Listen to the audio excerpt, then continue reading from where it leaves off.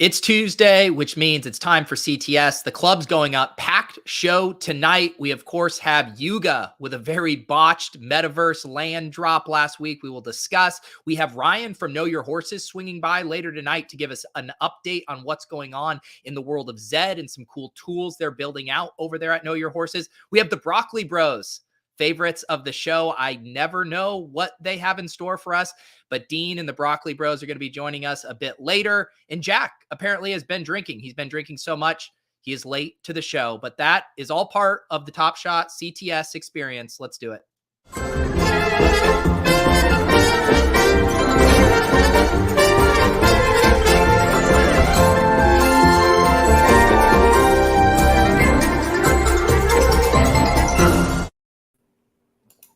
Andy, did I see you got locked out of your apartment today? Yeah, it was my fault. So the elevator to our place uses a key fob, and it's never happened before, but we got in the elevator to go get coffee. The elevator door closed, and I looked at Allie and I was like, fuck, I do not have my key fob. And so couldn't get in.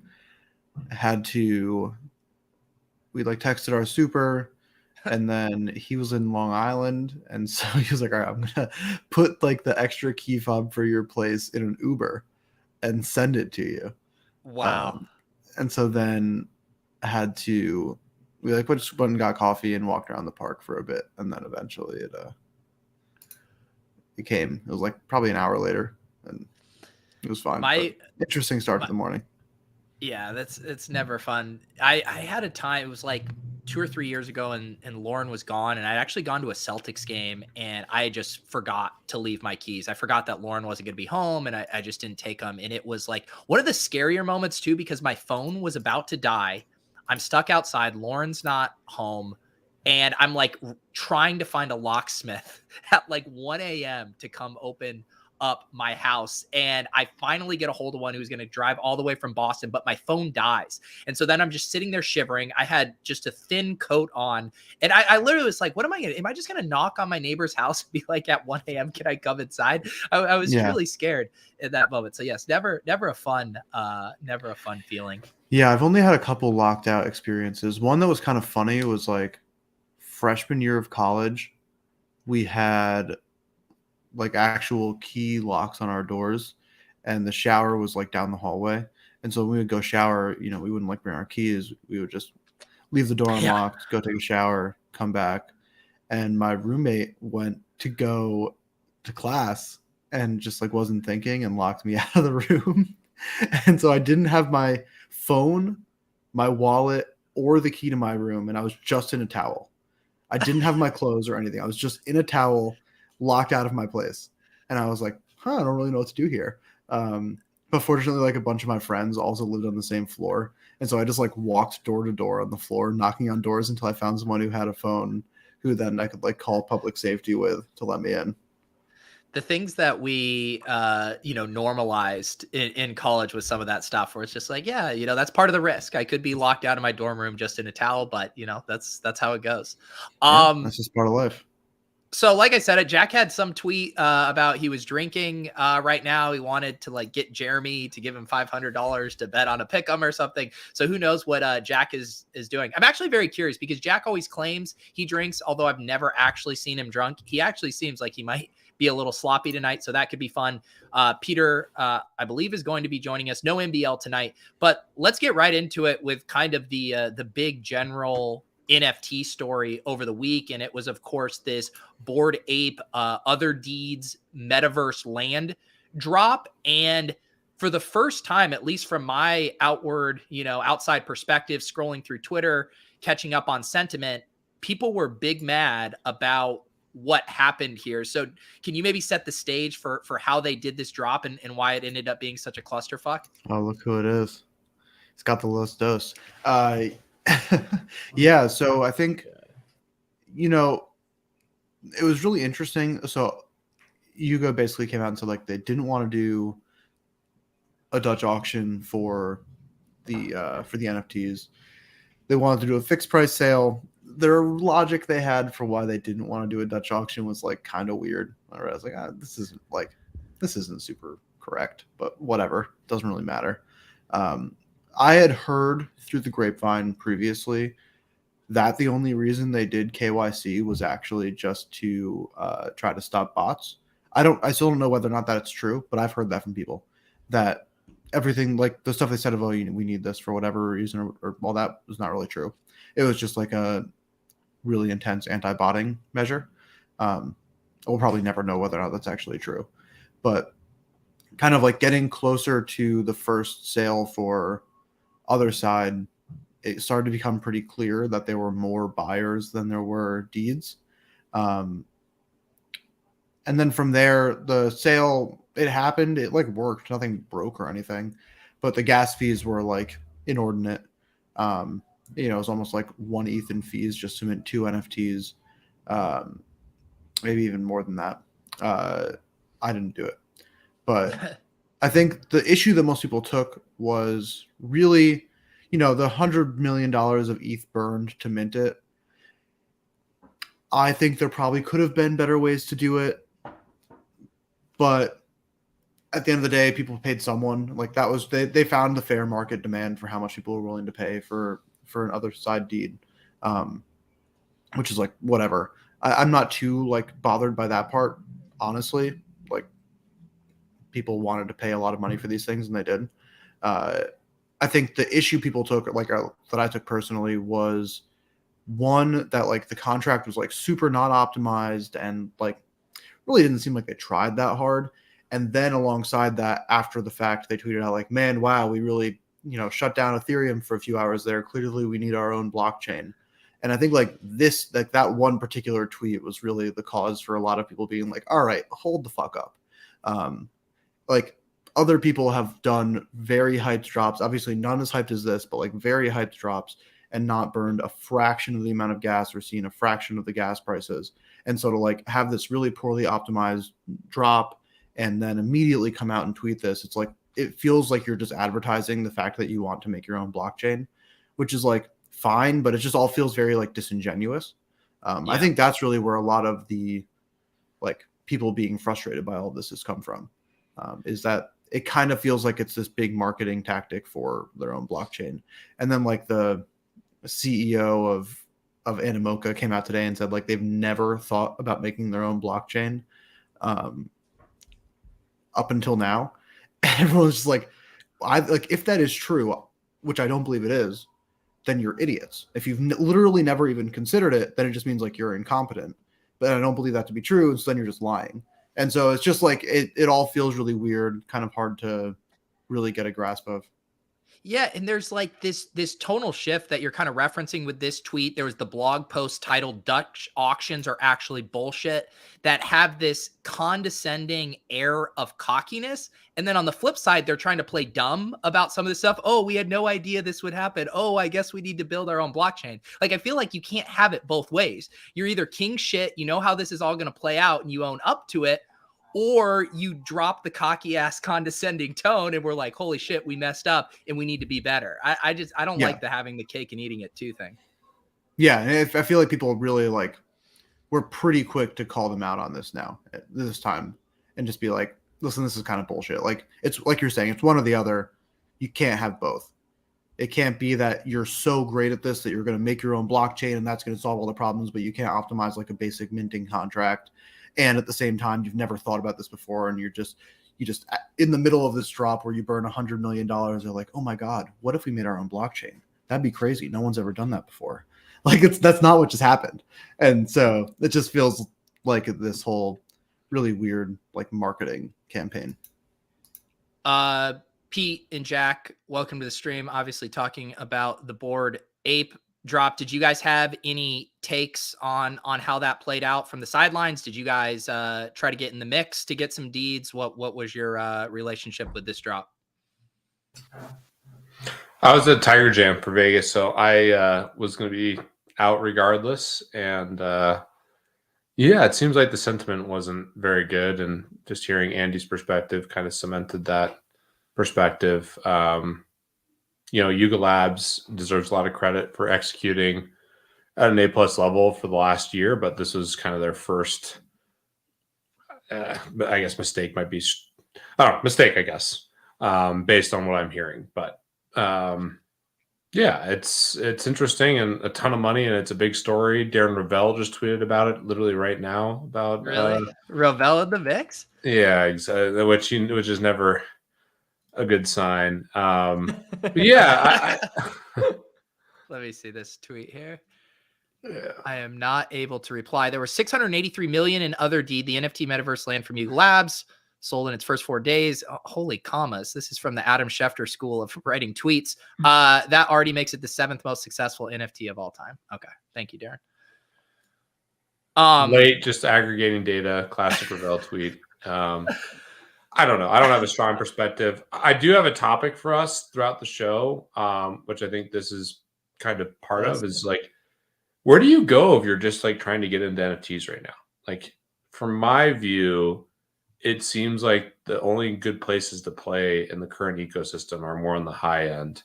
And if you're just trying to get your feet wet within NFTs, seems like a struggle. Top Shot, Zed, those are like the old school projects I really like. Seem like actually decent places, but both those projects have had their struggles as well. So I don't know, if you're trying to like just tell someone, hey, here's how you start learning about NFTs, here's where you can dip your toe in the water.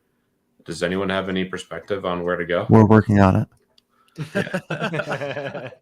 Fractional is a great example, but like even like Fractional doesn't do a great job. Yeah, dude, if you're a new user with like V1 of Fractional, if you're just coming in brand new, like buying a fraction of NFT is already intimidating, and then the whole process around what it originally was is like, it's hardcore even for like someone who's in the game. Oh yeah, totally. There really isn't any like a great thing right now, and especially like everything is so top heavy. It's like the only NFTs I want to own right now are the just like cream of the crop, like the 5 to 10 most popular collections, and everything else, it's like I don't even want it. I don't want to touch any of that. It's not even worth like the speculative, just like punt a couple ETH into it, because it just feels like there's so much noise in that lower side that like being able to filter through all of that's nearly impossible. Right. Yeah, and I was talking about this a couple of weeks ago with the Moonbirds and how things have shifted to a blue chip meta where everyone is done getting burned, minting out these dusty projects, and the market is maturing, and now people want to bet on really good teams. And that's what's so fucked up, I think, about the Yuga thing, right? Is because I think the theory and the generous case for the companion pieces and secondary projects for these big NFT projects is you allow a lower entry point for new entrants. You have the kennel dogs or whatever. Maybe you can get on that. You just want to be a part of the ecosystem. Oh, now we have 100,000 deep plots. Well, now you're telling me that this new entrant who wants to put his bet on Yuga Labs needs to get 2.5 or 3 ETH. Oh, and their ape coin as well. And then be able to figure out when to go and how much, gas to send to get this deed. Like, that is not an onboarding experience for the casual person wanting to, invest in Yuga. Yeah, for sure. And I think one other thing on the drop that I think is like interesting to note is this is like outside of my own personal feelings where I've felt one way or another about anything Bored Apes have done or whatever. This is the first time to me that it feels like there's real tangible like distaste for something that Yuga has done, where like big people like Dingling or someone is like, yeah, this like wasn't cool. I didn't like it. Where like even Dingling said like, I don't believe that Yuga did this. He's like, I think that they offloaded this all to Animoca, and like I don't think this was them because it was poorly done. And it's like people who are very incentivized to want to pump their Bored Ape bags are like have negative sentiment around this drop, and it'll be really, really interesting to see what the next month or two, how that plays out, and like what the second other side like land sale looks like, and what because like there's kind of, and who the fuck knows, that I would have said this for like every single drop ever, but it feels like they're running out of things to like tease that you could potentially get by owning more of these things, and so then they have to like actually really start delivering. And I think like up until the other side land drop, everyone was like, yeah, they're going to, like, their pitch deck was sick. They're awesome executors. And this is the first time when people are like, wait, maybe they won't. And so it'll be really, really interesting to see how the sentiment and all of that plays out over the next couple of months. I have no idea what the right answer is, but it'll be interesting. I think it's amazing that there's Like, why would they offload it to, what's the company called? Amica? What's it called? Animoca. Animoca. Like, that's how much people have trusted and believed in the Yuga Labs team. Is like, they actually finally fucked up generally, but people are like, no, it couldn't have been them. Like, they're too good to do that, to where they're kind of placing doubt on other people. But yeah, that's always the risk. And that's what I said with the deeds in general, is like, this is their first product where they're promising something. Land and metaverse stuff cannot hold hype for 3 years. Like, it's not possible. And I think we all agree, like, their stuff isn't coming soon. So it's going to be interesting. Two things. Agree with everything. Like the mutant apes, that was the coolest thing. That was like the whole community was hyped. So obvious that was really smart and worked really well. And then on top of that, which I think they clearly had time to think about, which relates to my next point, my view is that maybe the Moonbird success and kind of them stealing the spotlight for a second might have rushed this a little bit. I don't know if they would have had the same time horizon if they didn't have any competition on like the high end. I mean, they acquired Punks. Were they not planning to do it around this time? I think they were planning to do it around this time, but to me, it seemed just from, again, I'm looking at this from afar and just seeing reactions, but it seems like certain things weren't thought out. And I don't know, I guess it's more of a question. Do you guys think Moonbirds or anything else played into it? Because it seemed like poor execution, which is the first time we can say that about Yuga Labs. I was just going to say that, like, it obviously around the Twitter water cooler, you know, holders like to argue and they want to be the top dog and all of that stuff. But do you think Yuga would truly feel threatened by an Azuki, by a Moonbirds in a way that they would rush something out? That seems like wild to me if they're making decisions. I know there's traders who rotate and can swing, you know, floor prices and stuff like that, but I still can't imagine that would be something you'd factor into your decision making. Yeah, I wouldn't bet on it, but I do think that, to me, the more realistic, like, kind of spin on that is that they felt that there was a window of time where they could sell 55,000 NFTs for $300 million. And they felt like that window, and seeing what was happening with, like, it feels like late cycle things when a new project launches and it goes from a 2 ETH floor to a 40 ETH floor in like 2 days with Moonbirds and stuff like that. That feels like kind of all right, we're getting to some like craziness. And so to me, I would say maybe even more than any individual project, it was like the things that were happening both politically, economically, and all of that aligned with what was happening in the NFT space. Maybe they were like, hey, listen, waiting a month to do this could like have be a massive detriment to how much money we can make by selling these. And what's so crazy about that is Bored Apes have earned the trust of that they're going to deliver. They're the one project that doesn't actually have to play those games. It's every other project that is like, we have a game coming, we have this coming. They're like trying to oversell, overpromise just to try to keep momentum. It's like Bored Apes has the luxury of patience, and then they rush this out and botch it. It doesn't make sense. Yeah, from a macro standpoint, something I have been paying really close attention to, you know, talking about hedge fund buddies and talking with other people that are deep in VC investing or whatever else, like we've seen some really violent moves. I mean, NASDAQ coming off its worst month since 2008. You look at private investments, they're starting to get impacted. You know, we had GDP growth drop for the first time in a while. So the, you know, reality of a recession is higher than ever.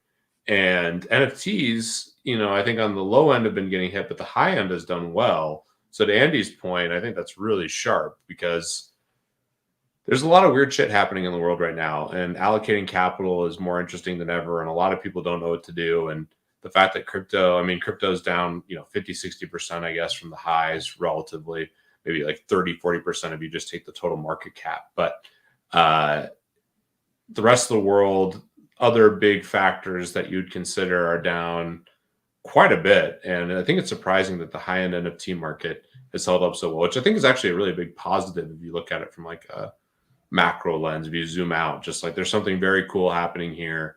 Obviously, there's a lot of noise. There's a lot of bad projects, but there's something interesting happening. But yeah, if I'm in Yuga Labs seat, they just raise this money. They have all these things they have to deliver. And I think Andy hits the nail on the head. Like, oh, there's this craziness. Like, we should capitalize given what else is going on in the world. What do you think about? I think I saw a tweet that was kind of funny. That was like, blink twice, Yuga, if the VCs, have a gun to your head right now. Like, do you think this new level they're on for, their valuation and what their investors expect is kind of changing how they operated before that spotlight? It's hard to say, I think. I mean, like, probably, but at the same time, prior to this, they haven't really operated that much. Like, as much as we can say, like, oh yeah, they've executed really well, they've done a great job. They've thrown like 2 parties and released 3 NFT collections. It's not like over the last year. It's not like and then they released a token after they had the investors. Like, it's not like they've built some insane tech platform or product or something. And they've done a really great job at those things. But I think like this goes back to something that I had said kind of in reading their pitch deck when that got leaked, and their massive round is like they're taking a very large transition from going from being an NFT collection PFP project to a company who is now positioning themselves to compete with like Roblox and Epic and the massive gaming studios and kind of that whole world. And it's a totally different ballgame, like completely different things you have to deal with, pressures, focuses. And so I'm sure like that's just hard in and of itself, and that'll take time to kind of grow into. And it's not totally clear to me how involved the 4 original founders are in the company. That is like, it's really not public knowledge. I don't think anyone really knows. None of them they're not the CEO. That's a different person. They're not any of the board members of like the Ape board or whatever. So we don't really know what their involvement is, how much they've kind of stepped away. I mean, they've all made hundreds of millions of dollars over the last year. Like, they're probably not working as hard as they ever have. So I think that's probably also part of it, is it's hard to really know, is it the same people even that's steering the ship now that was when they launched Bored Apes a year ago? Yeah. Packer wants to know, Jack, is this a prop? So tell us about this tweet from before earlier too. What's going on? Yeah, so Jeremy just Venmo'd me. So so I've been out tonight. I had a couple events going on. I've been drinking since actually 5:30, which is a pretty long time. And we have 2 more hours of the show. This is Club Top Shot. I figured, we'd You're have actually some fun. drugged. This is great. Yeah, no, I've been drinking for 4 hours.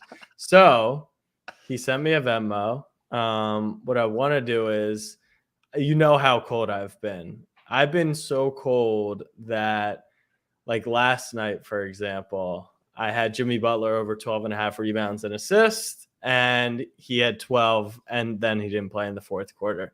I can't win. I haven't won. It feels like weeks now. So I said if he Venmo'd me, I would take a shot, and then we'd put together a $500 pick'em. That's to win $10,000. If it hits, we'll give away $1,000 to the Club Top Shot audience. So now that we have 3 other brains who are way smarter than me, can we put something together real quickly? We have like 4 minutes. We can if you toggle to dark mode. I can't. I don't even. All right, there we go. All right, let's go. All right, Pete Overzet. What do you think? Yeah, they call me Pete Over. Let me go. I need to go a little full screen here so everybody can see this. I'm a Draymond guy. Okay. Give me. I like the Draymond Swiss Army knife. Give me over on the steals and blocks. Really? Okay. Yes. 2.5. All right, Andy, what do you like? Let's go with. I mean, they have every pool. All right, let's do. How do we feel between the 3-pointers made or the assists? Either one of those over. I don't want to comment, but I did take one of those picks already tonight. One that you mentioned. Please take the opposite side. So probably take the other. Take the other one. No. You make your pick. You make your pick. Let's do over 2.5 3-pointers made. Okay. All right. I did have the assist. I love his assist tonight, so probably that makes sense. Jennings, what do we like? I And like Jack, under Jaren Jackson everything because Okay. he just came He's off a gonna game. He shot fucking 6 for foul 9. out. Yep. He's probably the worst player in terms. He's gonna I would do the foul out. points and rebounds. I haven't actually looked at these numbers, but basically, Jaren Jackson is the worst fouler in the game. Gets in foul Ever. trouble more so than any other player in the NBA by quite a bit. Towns being maybe number 2, and he just came off a huge game where he shot the 3 ball extremely well. And I think foul trouble and everything else could bring. All right, I'll make the 4th pick, and then we'll source one from the chat. So I love Brandon Clark over points tonight. He's been dominant. He actually didn't hit this last game. Guys, we're betting all overs here. We are fish. No.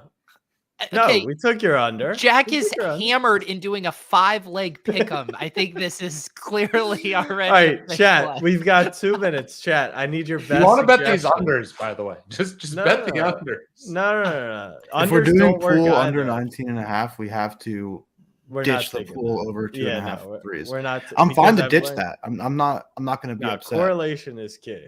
Correlation is key. I like what we've got so far. We just need one more pick from the. I like Alright. the Draymond. No, Draymond's good. I like these picks.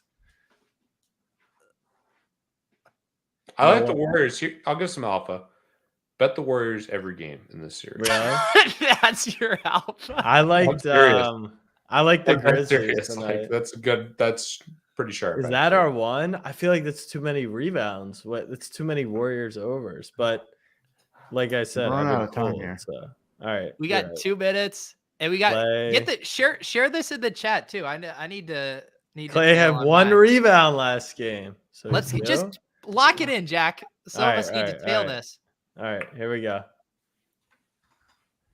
Yeah, look at that, 5 figures. That's 2 less figures than what. Jack, you'll press get submit for and drop Jack, the press link. submit.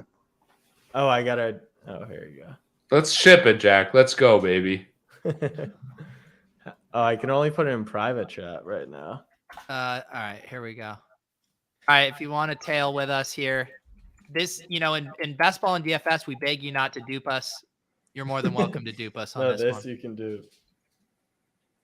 All I right. talked to Jeremy on the way to the before this. He's at the airport going back from New York to Miami. Underdog is a fucking rocket ship. Let's fucking pump Underdog. Can we pump Underdog some more? That's what I was trying to do. They're giving away $10 million. Well, it's not giving away, but $10 million prize pool. How about that? Oh, I got to take my shot now. Yeah, so Jack, for what those of happened you to your guys, wrist? what is going on with your wrist? Yeah, I tore a ligament in my wrist lifting weights last. Yeah. So What exercise did you tear a ligament? it's called the no, I was doing chest press and it just tweaked. I grinded out the last 2 sets, and then like 6 hours later I couldn't lift anything with my wrist. It's pretty brutal. So went to the doctor today, got a custom cast, in it for 3 weeks. Just absolutely brutal stuff. But cheers to Jordan Poole hitting 3. Cheers to Underdog. Cheers to you, boys. Cheers. buddy. Cheers. We got to mention we were doing NBA pick'ems here, which of course are rolling. But the big news this week that Jack referenced: BBM3 launch. Last year it was $1 million up top. Baby. This year, $10 million prize pool, $2 million to first, $1 million to second, and the regular season winner for most points weeks 1 through 14 gets $1 million. We already have 6,000 entries in this tournament. Just a massive prize pool. It's going to be a very fun summer drafting on here. I'm rock I hard. think I might win the 2 million. Is that crazy to say? No. Jack, you said that Yeah, all I think last you're year. gonna have the best draft out of the 450,000. But last year when I said that, I didn't really know the strategy. Now I know. Like now I'm in. You're dialed. Yeah. I'm dialed in. Yeah. Oh, Jack, did you max last year? Yeah, I'm at. Did you get your cactus from Underdog for maxing? You got a cactus? You did. I don't know if you No. I got the email. Where is my fucking cactus? This was- I'm gonna Did you guys win anything from Underdog? I mean, Dude, I don't I know would what that much ring rather is have for. 2 cacti. Come on. No way.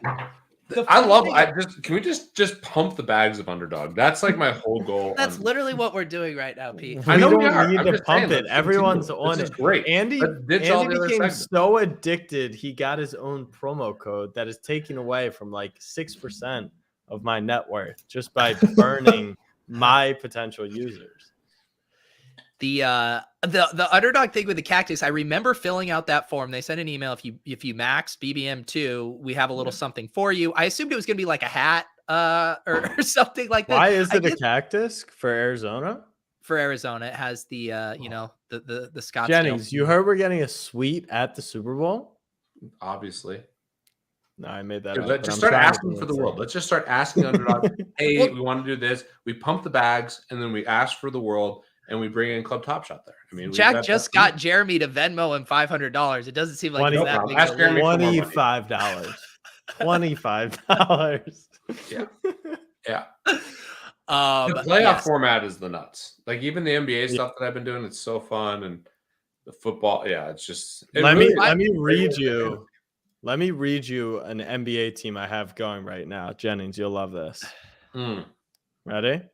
And the dance, you got something good. Oh, I'm in a group with you. Actually, I saw you hanging around. Hanging around. James Harden, Stephen Curry, Klay Thompson, Tyrese Maxey, Jordan Poole. Bingo. Yep. Don't ask about the rest. I'm like, let's see what are your bigs in that situation. Who you got left? I've got Robert Williams. That's nice. That's actually a good value right there. And then I drafted one wing, and it was Draymond. Oh, that's great. A second wing would be ideal. I'm in a group with you. You're in first. Oh, you're crushing. You have 321 points. Oh. Perfect. You got the J&Js. You got Triple J, Al Horford, and Brunson. You got a good squad. Okay. Pete, one thing I just realized, was it last week sometime you went to a Nuggets playoff game and met up with a Top Shot contingent? Did I see that photo? Dude, Dapper Labs hooked me up. I went to I had a suite at the Nuggets game. Not only did I have the suite, we had a brunch at the Ritz. And then I was able to go buy whatever I wanted at the club store with my friend. We got this great stuff. I got Gracie, these like Nuggets 18-month onesies.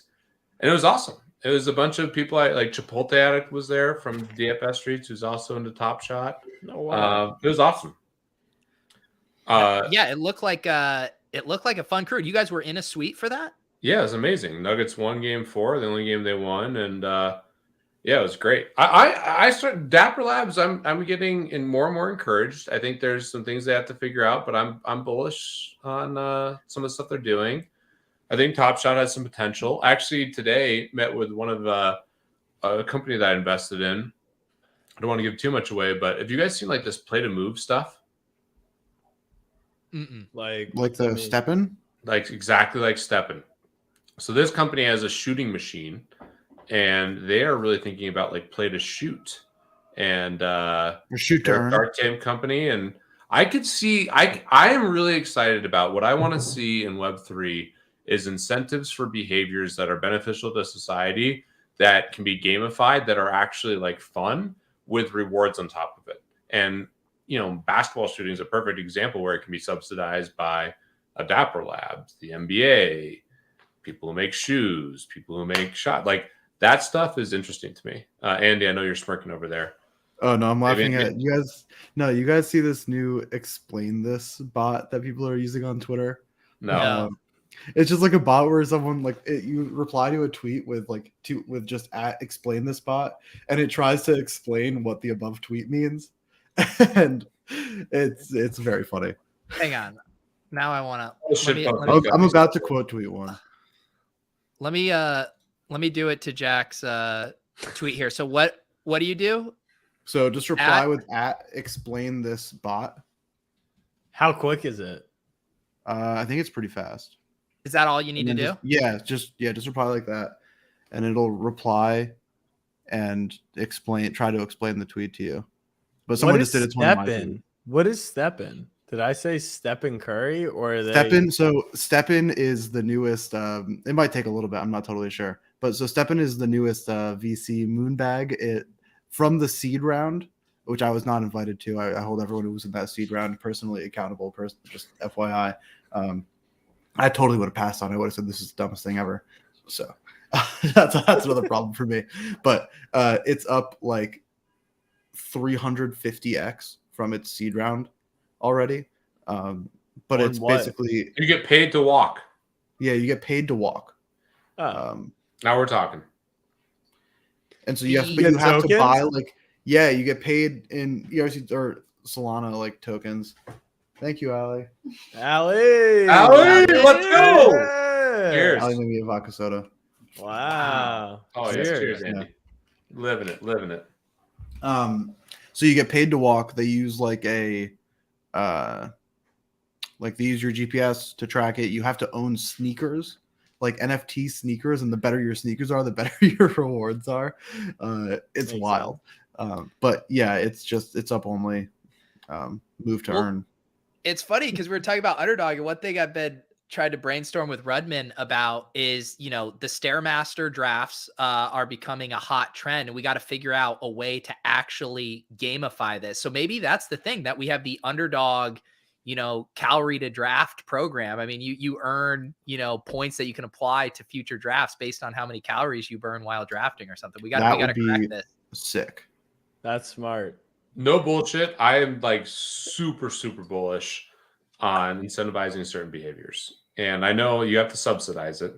You can't. There's the Ponzi element, which it seems like Steppen really nailed the Ponzi. So Andy, you should be paying attention. They've done a really, really good job. I have a call with them next week. Yeah. All right, here we go. The bot has responded. Bet with @Drew Shaw. Jerry Levine is going to drink a lot of Los Dos and place a $500 pick'em bet with Drew Shaw. I don't know. I don't know who Drew Shaw is, but we should find him. Who is Drew Shaw? Speaking of that, if anyone can let me know when Desmond Bain scores the first basket of the game, that'd be great. Wow. Drew Shaw. I don't know. Where did he get Drew Shaw? But also, speaking of the Underdog NBA playoff stuff, how are you guys doing? How many of your teams made it through the first round? Oh, I only have 2. Pretty good. Yeah, Jennings is a fucking scam artist. He's telling me to draft Paul George live on stream 2 weeks ago. I did draft a lot of Paul George. That did not work out well. But you got to stack. You got to stack. I know. The stacks crushed it, of course, especially considering it wasn't just a stack to get teams through. You needed the stack because you needed teams to go 6 or 7 games. Yeah. The weird thing is, in the dance, so many people, if you look through the teams, everyone has Philly stacks. And with Embiid out, it's going to be problematic. Yeah. A lot of my a good or a bad way, you're saying? Maxey, Tobias. I mean, it seems like Miami's in a very strong position to win. And who knows when Embiid can come back? I mean, maybe game 3, but that's rushing it. And he's got a broken face. I mean, that's what I said last year was like, even because like the Suns made the finals, but Chris Paul was out. Giannis missed some games in the conference finals. Like, even to get those teams, that's why you should always draft those like backup players, because you never think like Cam Johnson's going to get minutes until Devin Booker missed 3 games, and then he's live. Jack, speaking of stacking, who is Lamar Jackson's wide receiver 2? Many people are asking. James Prochet is his wide receivers 2, which who he changed his number to number 3. So JP3 now. No, I think we'll sign someone. We like our demo is 32 to 34 years old. So like T.Y. Hilton is a prime candidate. Jarvis Landry is a prime candidate. Odell's like block. Just a good blocking receiver would be huge. No, Lamar's a passer, bro. Will Fuller's the perfect fit. They need a lid lifter now that Marquise is gone. No, we don't want Will Fuller. I love Will Fuller. Don't punish Will Fuller with Lamar. That's terrible. Well, relax. I mean, Lamar Jackson led the league in passing touchdowns in 2019. Are you anti-Lamar, Jennings? I love Lamar. I just think you just need to play to his strengths more. The perfect type of player is Mark Andrews. Get him possession receivers who can block. Oh, we have him. The perfect player. Bateman's going to run deep anyways, dude.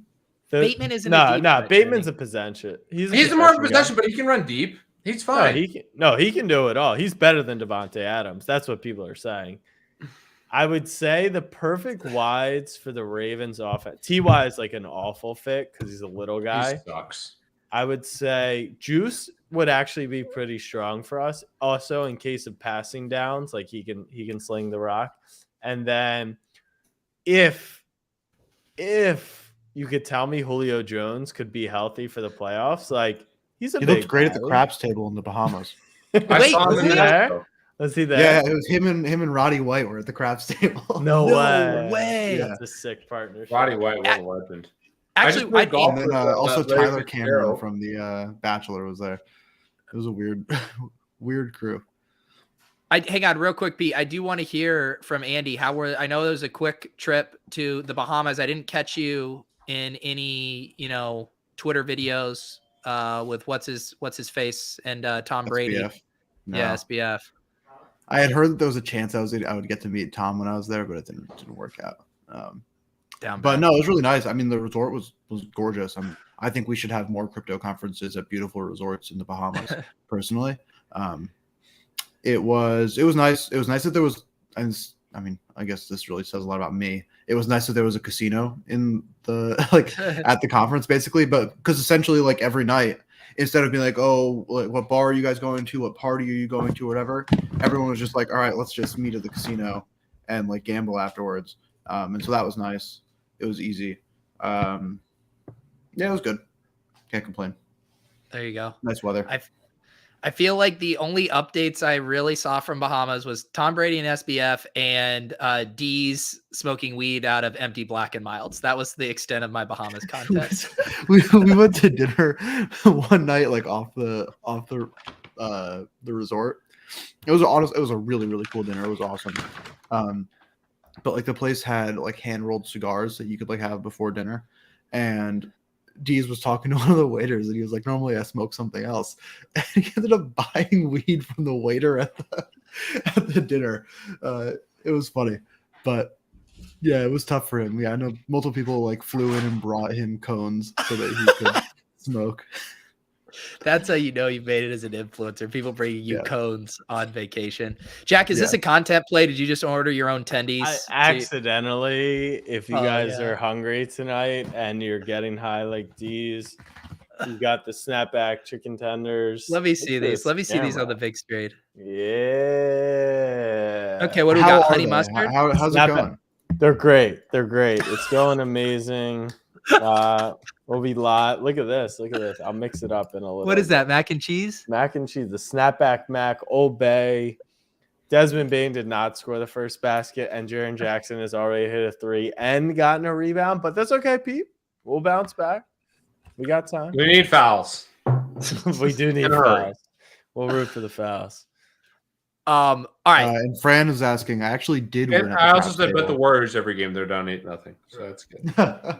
What did you say, Andy? Pretty good. It was a good night. So it was one of those classic craps table nights where we were just getting cooked the entire night, and then it was like 1:30 and that table was closing, and they were like, "All right, guys, like this is gonna be the last shooter at this table, and then we're gonna close down these other tables that are open." And the guy rolled for like 30 minutes, and we made all of our money back and then some. And so it was a good time. Do you have an official response to an Alley tweet I saw? I don't know if this was from Bahamas or before that. You actually thought you were down more than you actually were because she was taking some of your profits off the table. That was in New Orleans. But yeah, she was pulling chips off the table on me. It was a smart move by her. Very smart. The accountant has things under control. All right, we have a guest. We teased this at the top of the show. We got Ryan from Know Your Horses over at Lucky Trader rolling out some new tools over there. Ryan, welcome to CTS. Hey guys, how you doing? Good to be here. Doing Peter, good, man. Doing? Pete, Andy, Jack. Cheers, buddy. Yeah, welcome. Yeah, cheers.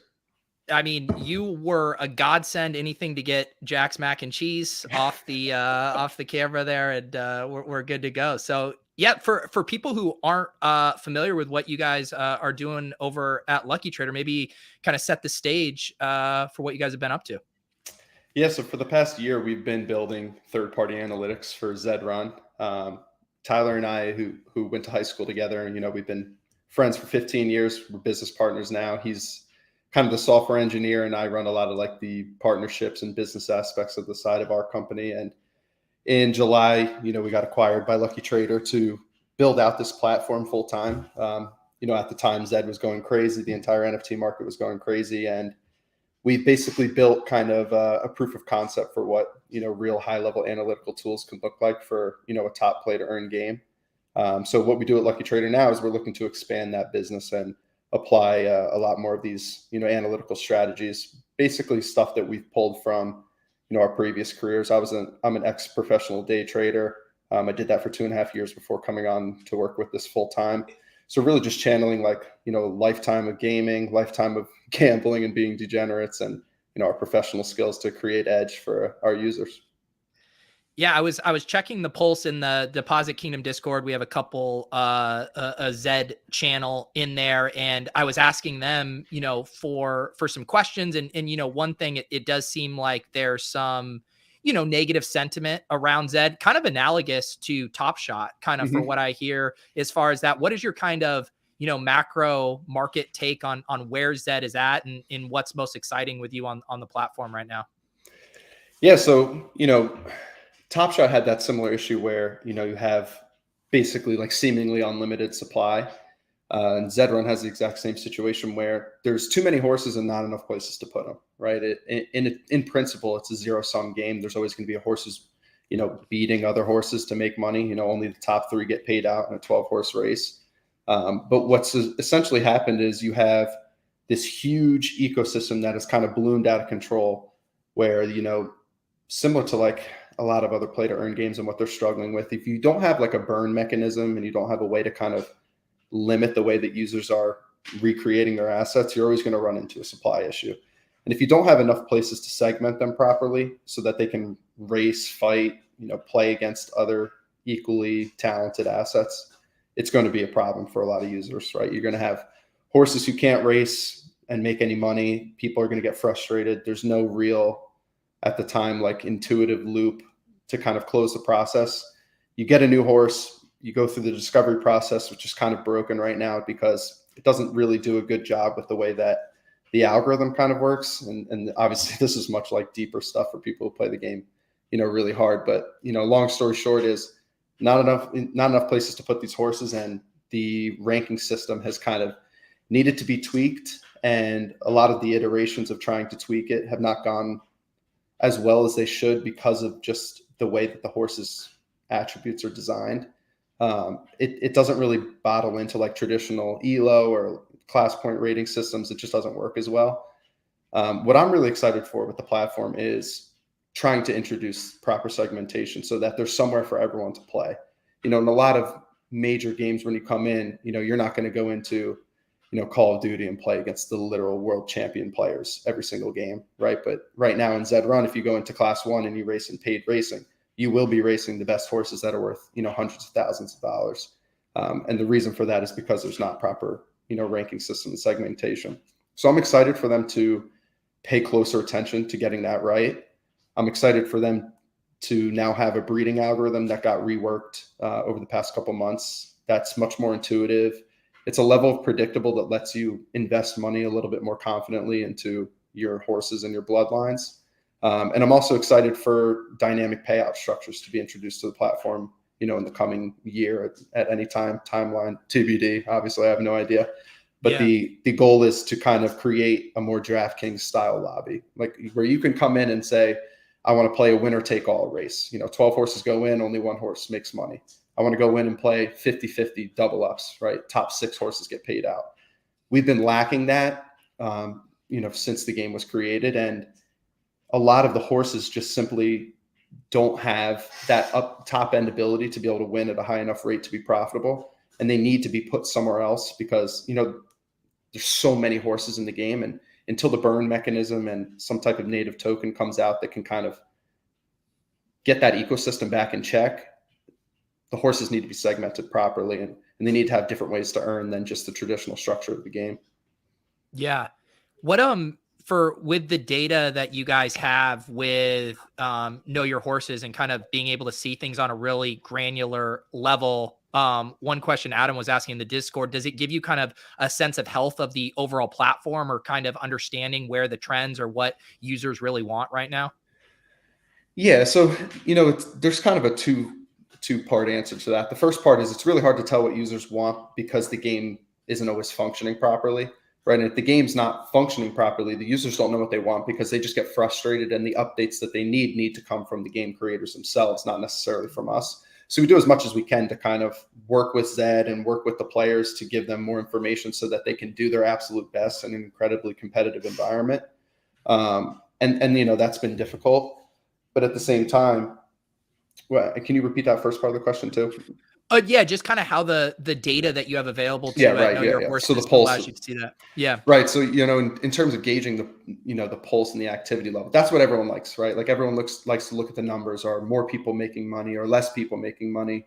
And because the top flight of racing kind of harnesses a lot of and siphons out a lot of money from the ecosystem, because like I said, horses aren't properly segmented, you do see the average number of profitable stables kind of decreasing depending on what the current activation is, right? If there's no like weekly tournament or like, anything like that going on that is kind of meant to incentivize more racing, you're not going to see those numbers pop up. And you do see recently what a lot of people are talking about is the breeding numbers overall going down. And a lot of people think that that's like, oh my God, like what, people aren't even breeding anymore. They don't want to play. But the real function is that the breeding algorithm was just like completely reworked, right? So there was a lot of elements of randomness in the previous iteration where, you could breed two of the best horses together 12 times over the course of a year, and you're not going to get a predictable outcome. And that created a game where it was really hard to invest more and be more thoughtful with who you're breeding with. It was hard to get higher stud prices. It was hard to sell, really top flight offspring who hadn't raced yet for higher fees. Because none of it really mattered at the time, and now it does matter. So you're starting to see a massive differentiation in what people are paying for and how thoughtful they have to be with their resources. I used to go in and breed like literally every horse I had, right, to try because it was an RNG based endeavor. Like I literally needed to breed as much as I could to try and hit that one horse. Where now it's like I know I can't breed these two horses together because they don't have anything in common. Like one's a sprinter and one's a marathoner. It doesn't make sense to blend them together. I'm probably going to get a mid, and the mid is the most competitive in terms of having some sustainability in the current class structure. So a lot of people are being more thoughtful with what they're doing on the platform, not even necessarily because they want to be being that thoughtful. They're kind of forced right now with the way that the game is currently operating. I think a lot of that changes in the coming months, but the work that needs to be done is probably going to have to change a lot of the way that the users are used to playing the game, because they're used to playing a game that is relatively broken in terms of how it's operating. Yeah.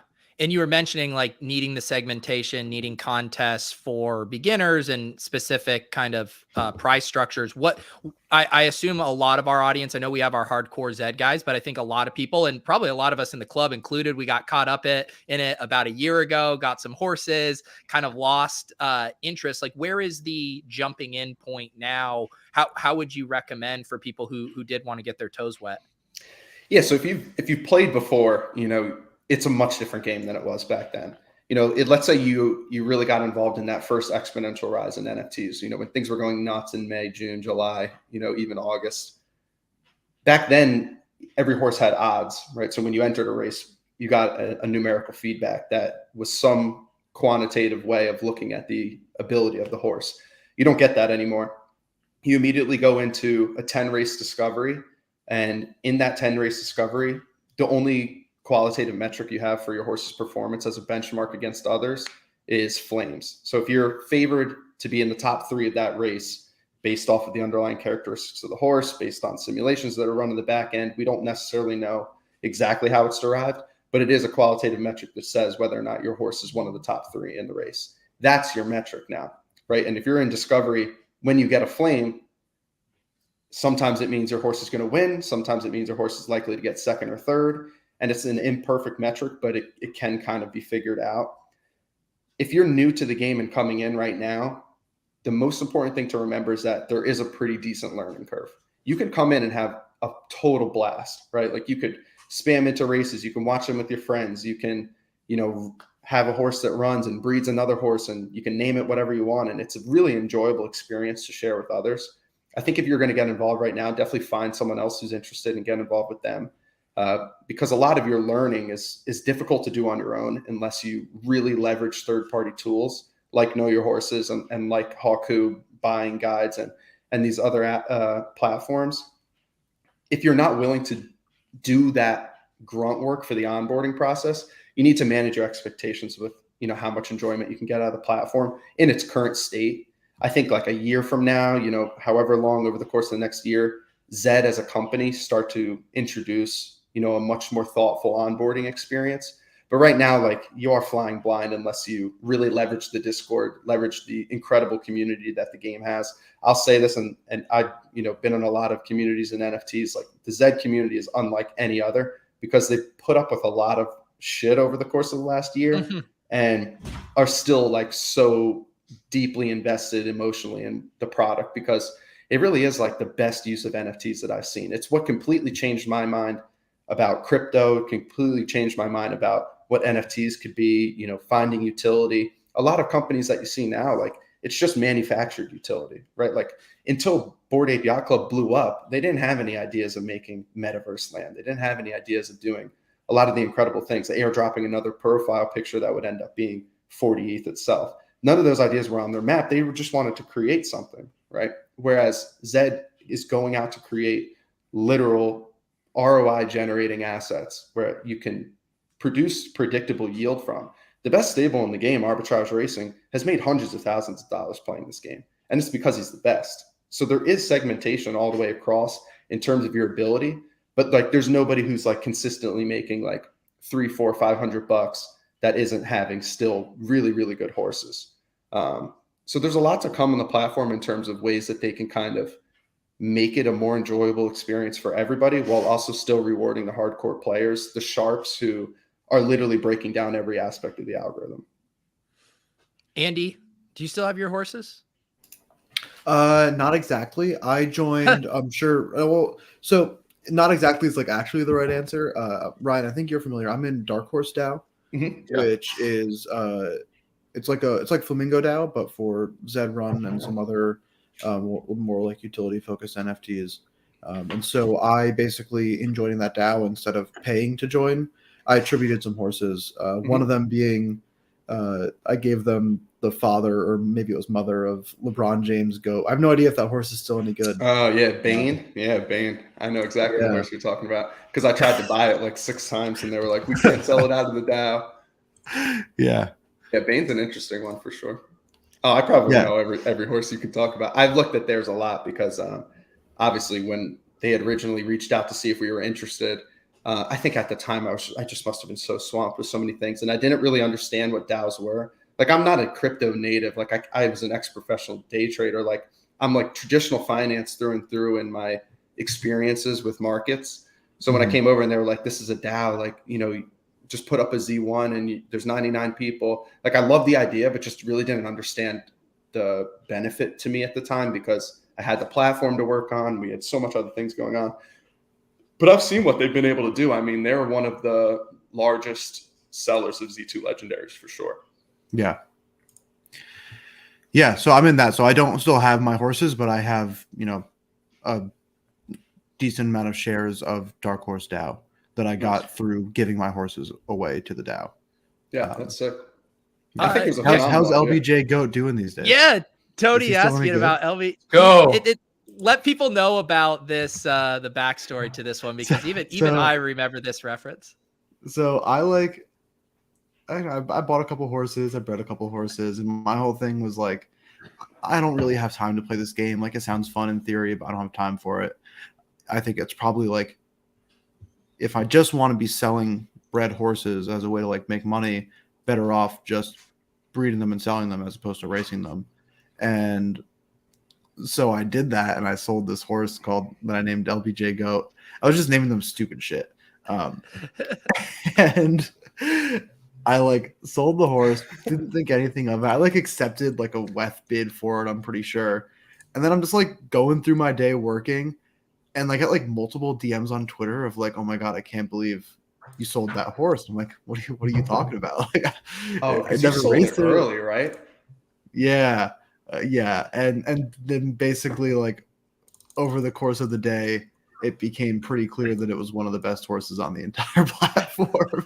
Oh yeah. Like looking back now, like it's so funny because your first race was April 14th, 2021. Like nobody knew, we weren't even a platform yet. There was no way for you to Yeah. find out this information. But like with what we have now, you would take one look at this thing and be like, this is the most incredible horse on the platform, which is so funny.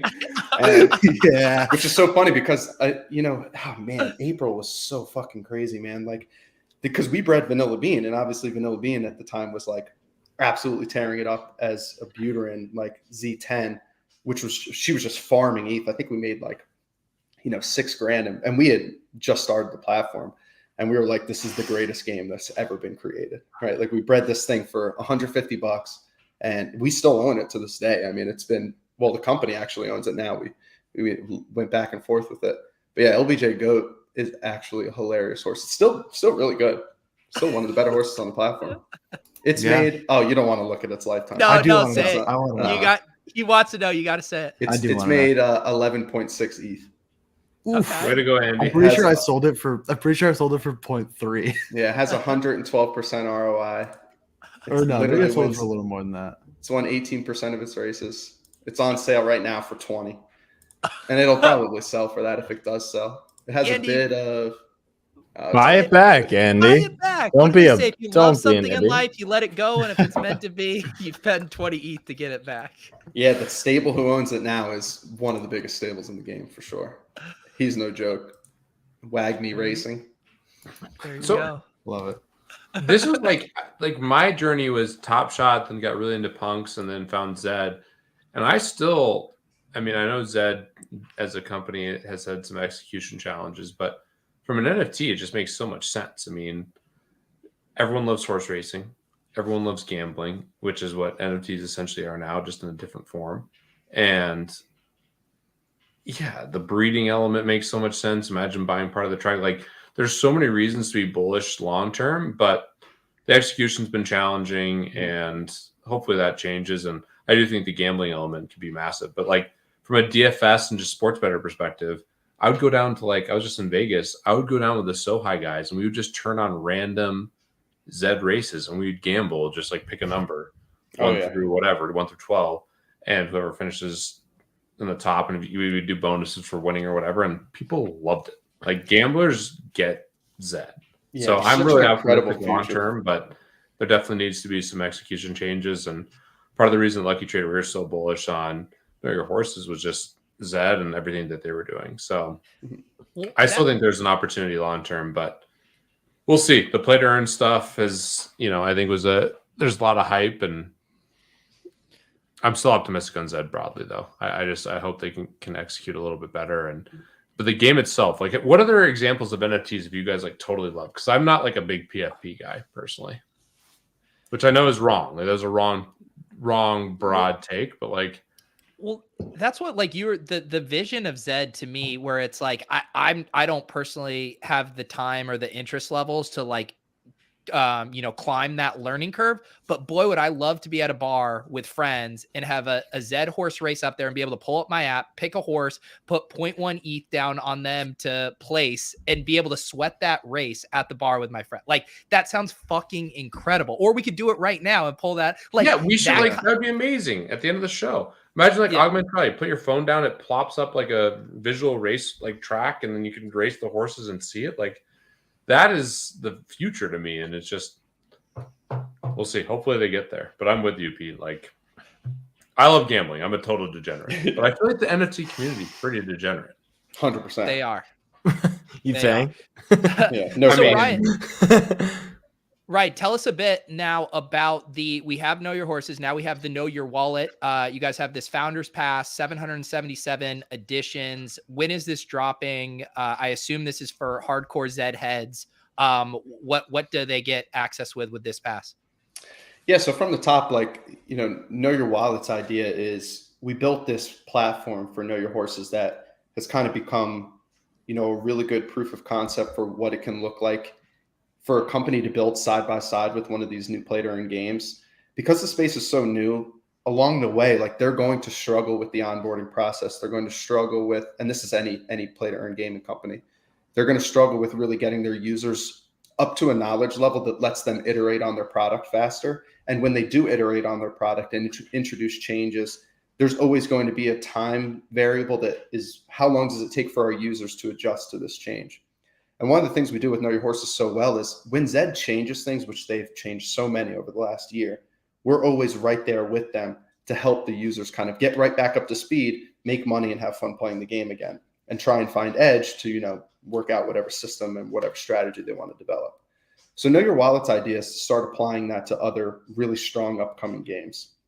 We have two main target products that we're building for now outside of Zed, and that's the Red Village and Chicken Derby. Chicken Derby, in my opinion, is like a great arcade style of what Zed is really bringing to the table, and like, sit and go racing type thing, talents that make the racing a little more random and exciting. And then Red Village is like the exact same thing as Zed, in my opinion, with just fighting, like very similar, like World of Warcraft, RuneScape, duels type things.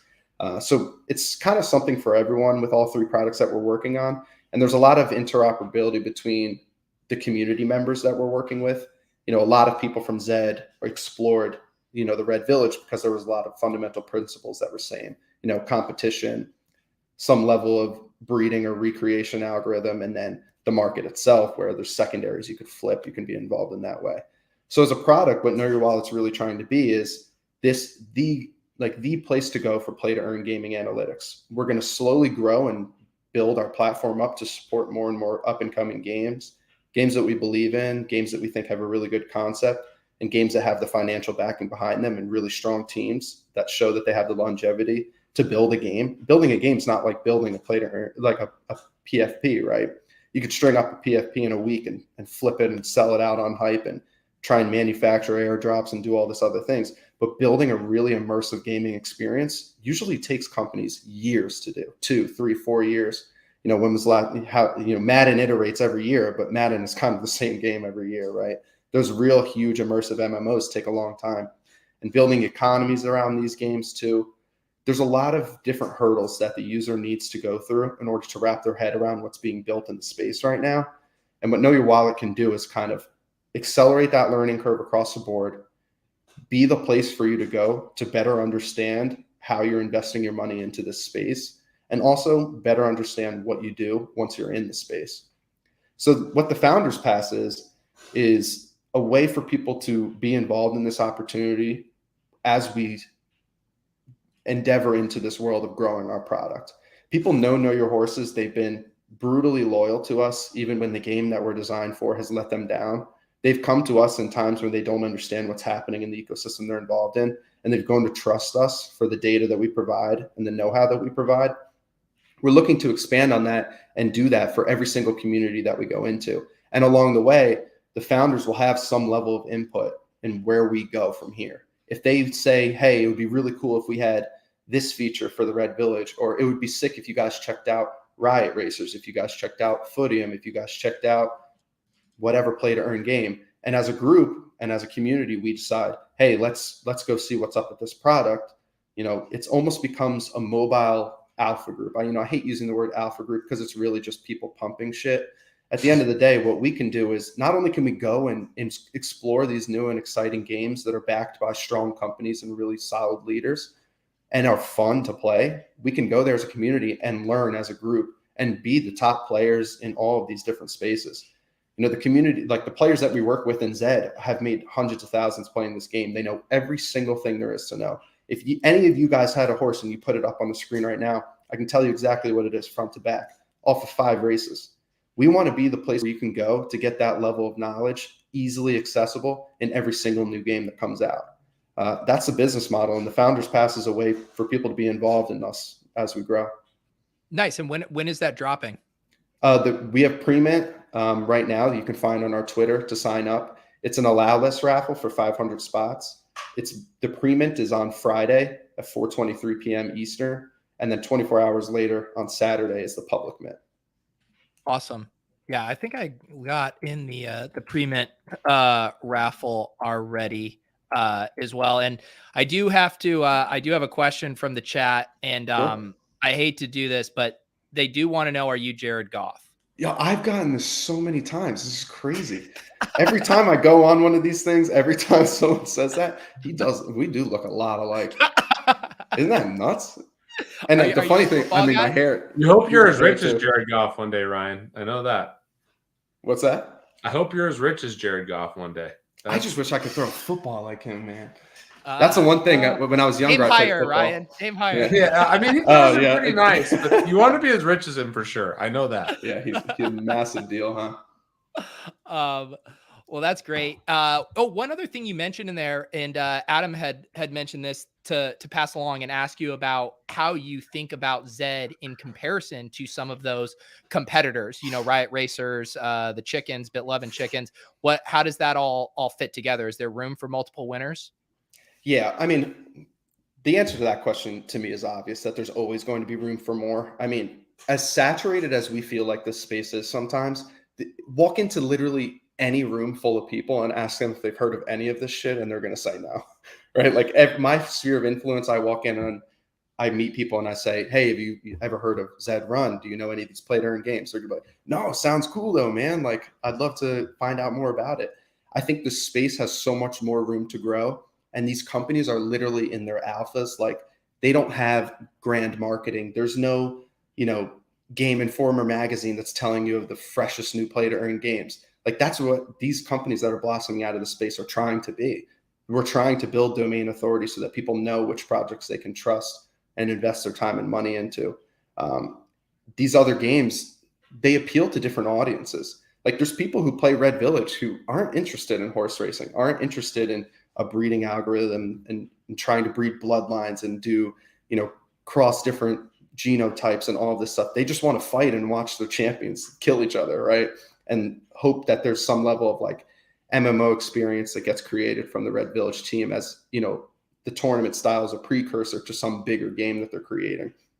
Whereas Chicken Derby is such an arcade style of racing, like, you can't take it as seriously as you could take Zed. Like, do I ever think a chicken is going to sell for, hundreds of thousands of dollars or win $1 million, in Vegas? It's just a completely different top level concept, and it doesn't appeal to the general public like Zed does.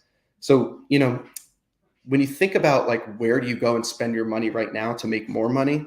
That's one thing, but where you go to kind of invest and see what is this game going to be a year, 2 years, 5 years from now, there's still nothing like Zed. There's nothing that just has that massive universal appeal. Last year in the fall in New York City, we put on a little event around the NFT NYC. Like, we had like 150 people, almost 200 people in a bar, and we ran 12 Zed races, and we just gave away horses to new people, and they watched that new horse that they just received live on screen. And it was like the most electric experience of my life. I remember sitting there like, this is why Zed is $1 billion idea, right? Like, this right here. And that's exactly what Peter was saying, like, and you guys were saying, like, that live experience and being involved and having ownership over the assets you're seeing is just different than anything else in the space. I think that answered the question. Yeah, we saw that. We had Charlie Arnold on, a really terrific broadcaster, and someone spun up a horse for her live on air. We threw it in her inaugural race, and she was wrapped with attention. It was electric. And that's the thing that's so tough about, a lot of NFT projects, whatever, like we're saying, they're all trying to build to deliver on something that could one day be electric and make you feel it. It's like, the proof of concept is already there. Yeah. Now it's, how do you scale it? How do you execute it on a scalable basis? Yeah. And how do you deal as a company growing in a way that companies don't really grow like this unless they hit some unicorn idea, right? Like, Zed went from having 10, 15, 20 employees to having over 200 employees, having multiple different product lines that they wanted to build out, completely fully remote company. Like, I didn't really start to understand a lot of this internal things and why certain updates to the product weren't being delivered as quick as I wanted them to, because one, the flow of information is incredibly difficult in a post-COVID world as a company. I mean, even at Lucky Trader, like, I haven't met anybody that I work with besides Tyler, who I grew up with. Like, me and Peter have never even met in person, right? So you have that dynamic that gets produced internally for all these companies where that flow of information is what's difficult. And Zed has struggled with that. And I think a lot of companies in the space are struggling with that idea of scale and what it really means to scale. A lot of phenomenal ideas get birthed, created, go to market, start to have some level of product revenue. And then when they really want to flip the switch, like if you go on Shark Tank, the first thing Mark Cuban will say is, I don't see this business scaling. And as an investor, I'm not interested for that reason. It might be a good business for you. You might make a couple $100,000, but this isn't going to be a $1 billion idea. In order to do that, you need, really strong leadership and you need really strong organizational direction. I think Zed's turning that corner where they're starting to see that more, and they grew out of desperation. Like they needed more hands because, they dropped however many Z1s for 50 grand a piece and they got bought up instantly. Right. So like they had that level of demand when the NFT market was so thirsty for new product, when in reality, the pace of the NFT market moves extremely fast and way quicker than the gaming market can work. Like software engineers can only build on the blockchain as fast as they can. Right? Like you could string up a profile picture project and airdrop another thing to somebody in the same week. You could build these static art images of land and just put a bunch of attributes on them and promise the world, but it's still going to take you 6 months to a year to actually build that out. That's what you see in Sandbox, Decentraland, like all of these big, massive projects. I think as, players of these games, you just need to remember like things take much more time than what the market makes you want them to take, right? Like the market makes us so hungry for this stuff. Like Yuga Labs just, puts this land out. It's worth so much money already. How do I justify this being worth 6 figures? I need updates now. I need to know what these attributes are. I need to know how this shit works. Why am I holding this? It's literally worth the same as my down payment on my house. Like we're in this insane environment where we expect so much from these projects when the reality is these software engineers are literally killing themselves to try and get these products out and kind of meet these expectations that have just become almost borderline unreachable for a lot of projects. Yeah, I think that's a really good point. I think it's like also you have this really weird dynamic and relationship right now between the consumers and the companies where the consumers almost act like they're investors, but they're not. Yeah, exactly. But because of the way that the system has kind of blown up, they feel like they're investors and they like, I bought this thing and I expect it to be worth more in the future. And it's like, no, you bought a digital horse that you could race on Zed Run. Like you didn't buy stock in our company. It's a very different thing. And at the end of the day, they're not a really hard relationship. Yeah. And at the end of the day, they're not really answering to, those users necessarily as in a vacuum, just because we've put all this money down. They still have Churn and A16, all these huge investors who are saying to them, your game needs to grow. You need to meet these metrics. You need to produce ROI on our investment, or we're just going to go find someone else who can do it. And that applies to literally every project in the space, unless you're just, an independent grinder trying to build up from the front. But if you take in VC money, if you take in outside capital to try and build something, you have to do it or people move on. So that is kind of the Web 2 aspect of this space right now. Like, how do we get that feeling of ownership and feeling of guiding direction of the project that you invest in, while also feeling like if it blows up, you do have some level of that upside. It's difficult for a lot of projects to balance that because they don't really know like what they can say, because we're in this world where it's like, is this a security? Is this not a security? It's so difficult for people to really wrap their heads around because it's such a new space. So we think about that a lot, especially when we're launching something like the Founders Pass. Like, how do we make sure that, no matter what, at the end of the day, we're essentially selling a product to people and we want them to feel like what they're paying for, they're getting something for it, right? And unlike a lot of other passes that you might see that are like alpha communities, we're just going to pump projects together. We're going to let allow list raffles, et cetera. Like we literally have a product. Like you're literally paying to go on to knowyourwallet.io, pop up your new asset, find out everything that we can tell you about it with our current tech stack and our current understanding of the data.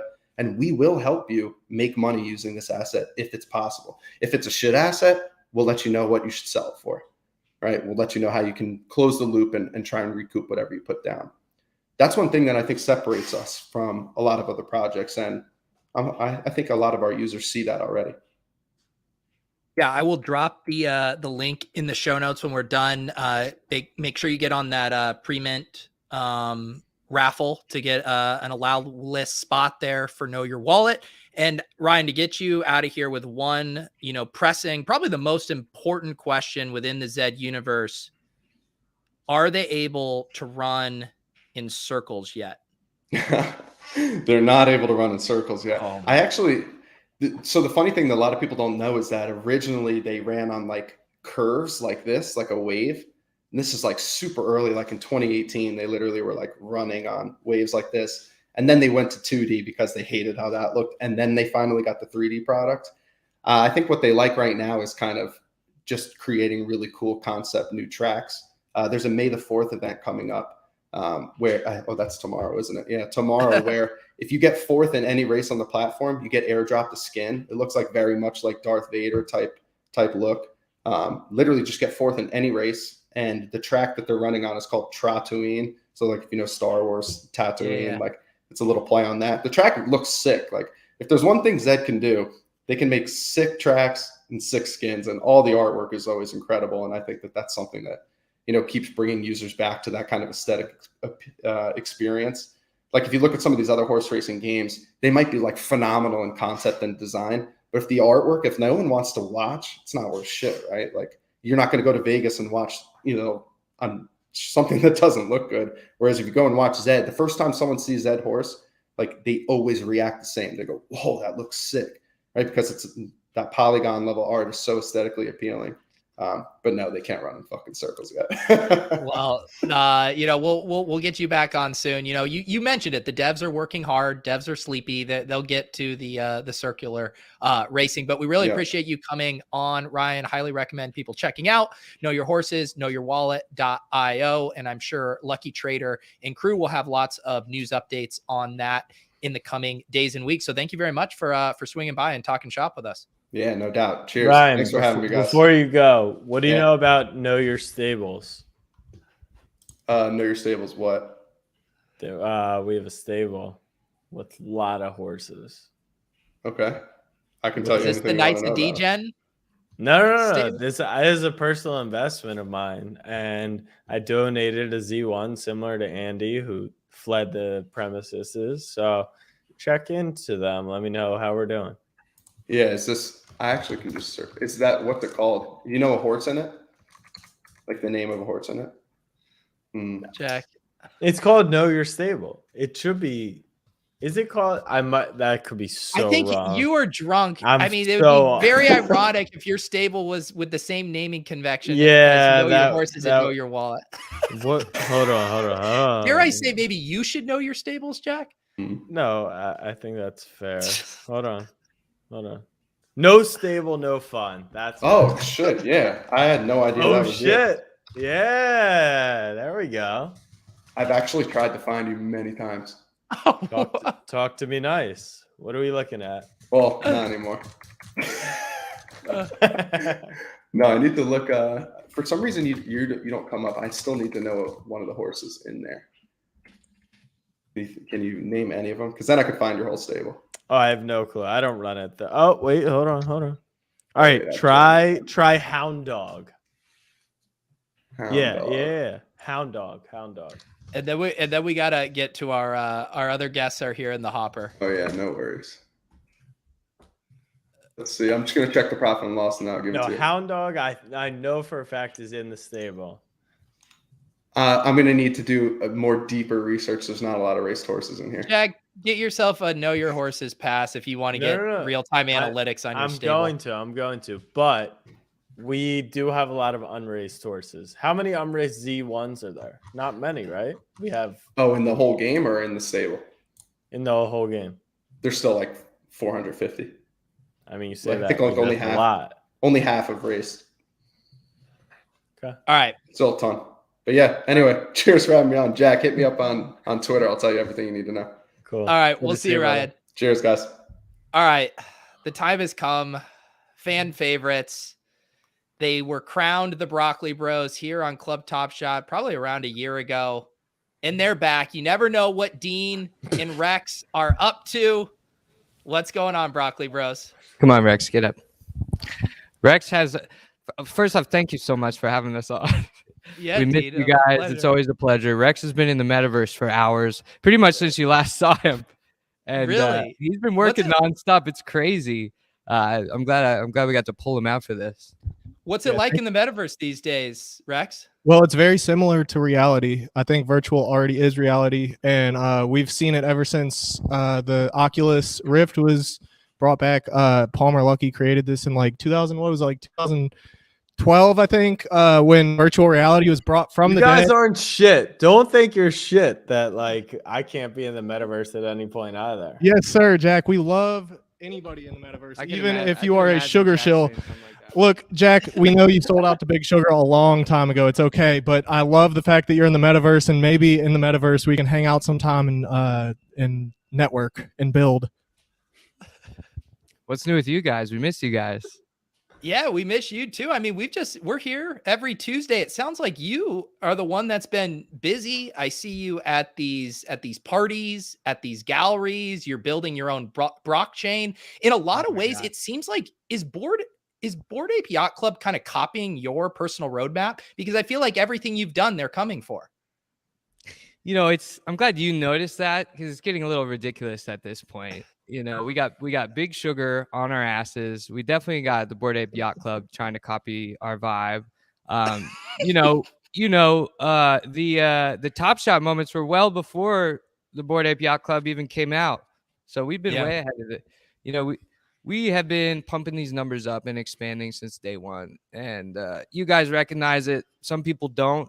You know, the craziest thing, some people thought after our last time on Club Top Shot that Brockchain Labs was a joke entirely. And it's like they didn't see Rex's outfit when he was in the greenhouse.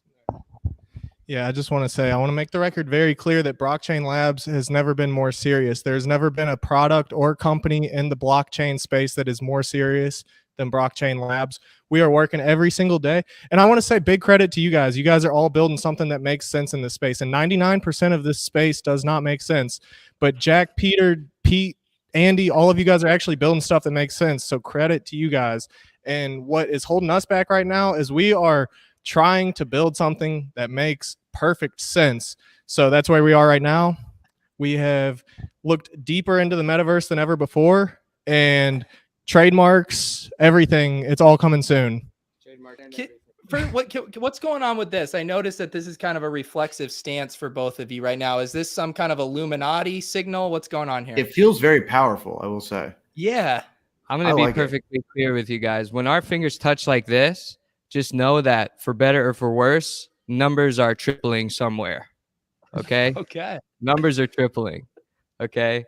And, it just only goes up from there. So we actually have to be careful. Sometimes we do it too much, and then, you can't have too much of a good thing sometimes. But it's become a reflex. I'm gonna take them apart right now so we don't get. Okay, yeah. How do the broccoli taste? We don't want too many viewers. We don't want to crash the stream. Is that a mic stand? A broccoli mic stand? Yes, it is. Good eye. Thank you. So you mentioned that we're all building things that make sense. You said you're working on something that makes perfect sense. What is it that makes perfect sense? Because I'm checking the chat and it seems like people might be confused. I mean, I'm not surprised by that. We had haters last time. We're going to have haters again. Rex, let them know. Look, so I think one of the things that we've done a really good job of is we have strong leadership, and we're trying to create a product that can scale. And if you enter the metaverse, nothing has actually landed yet. Everything is hit or miss. It's promises into the future. Look, we've been in the space since I've been in it since October 2020. Dean's been in it since January 2021. We've been here building for a long time. And so the reason, honestly, like if we have to explain what makes sense and what doesn't, that's part of the problem right there. That's powerful. Can I ask about the lanyards that you two are wearing? Could I get a little? What do the lanyards represent? Okay, I'll bring it nice and close for you guys. I'm really glad you asked that, by the way. So it's a calculator, but you're protecting it from water? Well, we just left it in the bag so it would fit on our lanyard. Hmm. Um, And are you guys So- running calculations on these, or are they just for show? Well, here's the thing. I don't know if you guys have heard, but 3-digit ENS names, 4-digit ENS names, and believe it or not, even 5-digit ENS names have been catching some traction lately. And I was one of the lucky people that minted a 4-digit ENS name about a week ago. So I've really dove very deep, not just into the broccoli space, which has been like near and dear to my heart for a long time, but mathematics too. I really, I'm becoming a strong advocate for mathematics. So I want to represent the entire math community, from Pythagoras to Fibonacci to everything in between. We're really also representing for mathematics because look, there's a lot of controversial stuff going on in life. If you ask any scientist from the beginning of time up until this moment in history whether broccoli is good for you or not good for you, 100% of them would say that it is good for you. And if you ask 1,000 scientists if math is good for you or bad for you, they would all say that math is also good for you. So I guess that checks duo. out. Yeah, Dean, tell us a little bit about this. There's this photo of you. We see this 4-digit ENS being projected onto the screen of an empty warehouse here. What am I looking at? Okay. I'll break it down for you as best I can. So as you know, because I know that you're very close with Manzanelli, our first one-on-one sold on secondary for 1.169. And so for the minting of the second one-of-one, which is directly behind us right here, we threw a release party. And Daddy Rex over here has become the leader of this 4-digit ENS community. I'm telling you guys, I'm very serious about mathematics. And so they all banded together, and now we're really tapped in. We love the 4 and 5-digit even ENS gang, and so he made them all profile pictures, and he got them all on board to hype up our event, which was crazy. We had rappers here, we had some billionaires here. It was outrageous, but what billionaires were at your 4-digit ENS event? The Browns, the Binghams, the who else was here? The Rockefellers. Yeah, the Rockefellers. Jack Harlow stopped by. Jack Harlow stopped by for Elon the Musk was going to make an appearance, but he ended up bailing on us. It's okay, but it is Derby week, so don't be surprised if Tom Brady, Aaron Rodgers, or Peyton Manning stops by. Okay. Yeah. And so what's this new piece over your shoulder? Is that Vitalik? It is. It's Vitalik. Is this your latest piece of art? This painting came to me in a dream, and it's almost like the painting spoke through me when I was creating it. I blacked out for about 2 weeks and stepped back, and here it was. And yeah, it's Vitalik. Is there a glare? There might be a little glare on there. I'm gonna pull up the high res here. Okay. It's Vitalik riding a golden motorcycle in the metaverse. The painting is based off of it's actually a famous Renaissance painting, Napoleon crossing the Alps by Bonaparte. But now we have the new age contemporary edition. And so one thing I noticed, all of your pieces seem to feature you in the Oculus. Can you talk about kind of this creative choice to include yourself in all of your art? So really, that's just on accident. It's, we've been working so hard in the metaverse that every time I take a reference photo, I'm accidentally wearing my Oculus. And so, we just want to emphasize that we're working hard. So I got to put myself in there, just true to how I am in real life. And that's a good IP. Yeah, it's not a Dean Sachi painting if it doesn't have me in it. That's sort of become my signature. It's very Alfred, Hitchcockian, putting himself in all of his movies, Dean Sauce. It's a kind of a Where's Waldo whenever you look at one of these new paintings. I will say, Pete, that's a great reference. Alfred Hitchcock. He's one of the legends. He actually was the first to put CGI in film in the movie. I forget what it was called, but I was learning about this recently because I've dove heavily into CGI. I think Unreal Engine 5 has changed the game. Lighting is everything. If you don't have light, you have darkness, which is nothing. So lighting is everything. And Alfred Hitchcock understood that. He was the first to put CGI. It was like 1952. I wish I could remember what the movie was called.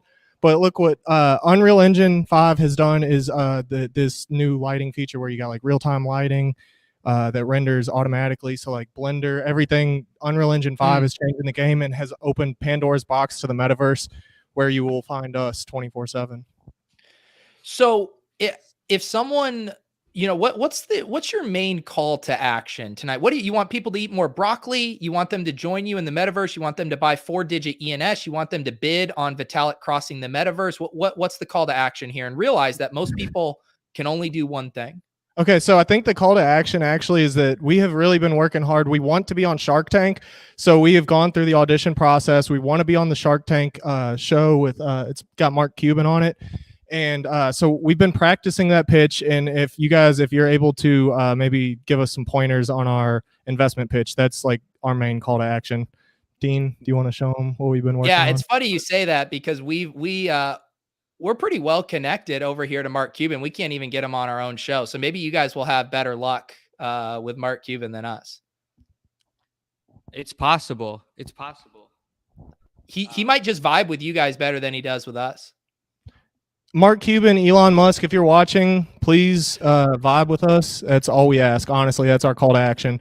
But yeah, so as far as Mark Cuban, if you're listening, I think you're going to be really impressed by our pitch, which has been something that we've been perfecting for a long time. Dean, let's show him. Okay.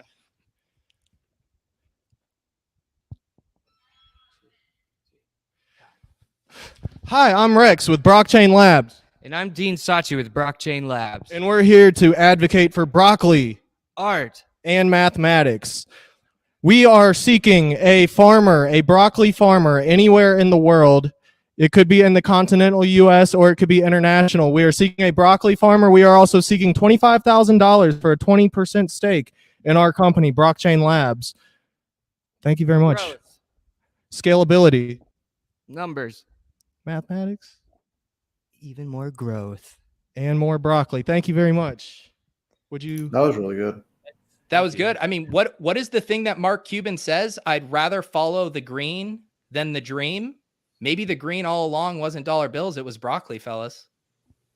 Correct. I think he'll love us. Well, I appreciate you guys listening to that. We worked Eat hard. Ethereum. That's a good deal. You see it? There, one last thing. That. As kind of, I think of you guys as metaverse thought leaders. I think that's pretty clear, what you guys have exuded here. Do you have any words for Yuga Labs? I mean, they tried their hand at the metaverse. It doesn't seem like it's going that well. Do you have any tips for the little guys out there? It seems by design that their contract was so pricey with the gas fees. And I'm not going to say that I hacked their contract in order to point people to the Brockchain Labs, but there's some fishy business going on.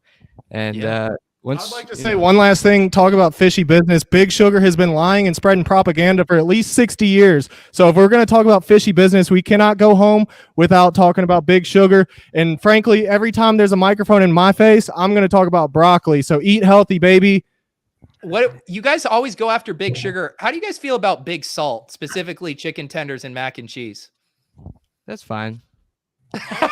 Honestly, look, Big Salt has been one of the biggest victims of Big Sugar because they have bribed science for a long time saying that sodium, salt. I don't know much about sodium, but they've been blaming sodium for like most of the problems in people's health.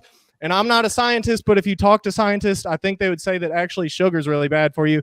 And maybe there's actually controversy. They would say that maybe to some degree that sodium might be good for you. See what I'm doing here? I'm trying to reel him in. He's been like this all day. No, I get it. I mean, I think you guys nailed your pitch. I think it's ready for Mark Cuban. I think you guys are ready for the big time. You guys have been crushing out there with the ENS, with the portraits of Vitalik. What's next for Brockchain Labs? Next time you guys come on here, what can we expect? Well, depending on how high our bid goes here for Vitalik crossing the metaverse, we'll know what we're going to be capable of with funding Brockchain Labs. So far, we started at 0.25. We're at 0.5, Last Is one went that- for 1.169. You said you're at 0.5, but is this 4-digit? Is this Rex's account that has made the 0.5 bid? Yeah. No, 100%. That's straight up. That's me. And I just want to say, look, a year ago, I was bidding on Dean's art as like a friend. I still believe it's the coolest art I've ever seen, but I was buying it as a friend. But look, now I'm actually seeing his last one of one that was bought from you, Pete, was 1.2 Ethereum. So if I'm getting a Dean Sachi one of one for 0.5 ETH, that's a steal. So I'm like actually I'm bidding on this stuff as an investment now too. It's not just like, yo, I think it's cool, it's my homie.